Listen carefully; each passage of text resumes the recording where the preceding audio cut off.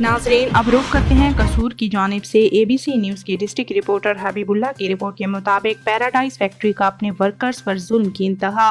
پھول نگر کے نواحی گاؤں ڈھلواں روڈ پر پیراڈائز فیکٹری کا ورکرز کا تنخواہوں اور سالانہ بونس نہ ملنے پر احتجاج۔ تفصیلات کے مطابق پیراڈائز فیکٹری کے ٹی ڈی ادریس اور ایڈمن مینیجر فاروق نے ورکرز کی تنخواہوں اور سالانہ بونس نہ دینے پر ورکرز کا احتجاج۔ ورکرز کا کہنا ہے کہ ہماری ایک ماہ کی تنخواہ ہے جبکہ ہماری ایک ایڈوانس تنخواہ ہے، کیونکہ فیکٹری والوں نے ایک ماہ کا فیکٹری بند ہونے کا نوٹس نہ دے کر اچانک فیکٹری بند کر لی اور ورکرز کا سالانہ بونس اور تنخواہیں ٹی ڈی ادریس اور ایڈمن مینیجر فاروق کھا گئے۔ ورکرز کا کہنا ہے کہ ہمیں انصاف دلوایا جائے، ہماری آواز کو بلند کیا جائے۔ ڈی سی قصور اے سی پتوکی سے نوٹس کی اپیل اور لیبر کورٹ قصور ان ورکرز کو انصاف دلوائے اور ٹی ڈی ادریس اور ایڈمن مینیجر فاروق کے خلاف سخت سے سخت قانونی کارروائی عمل میں لائی جائے۔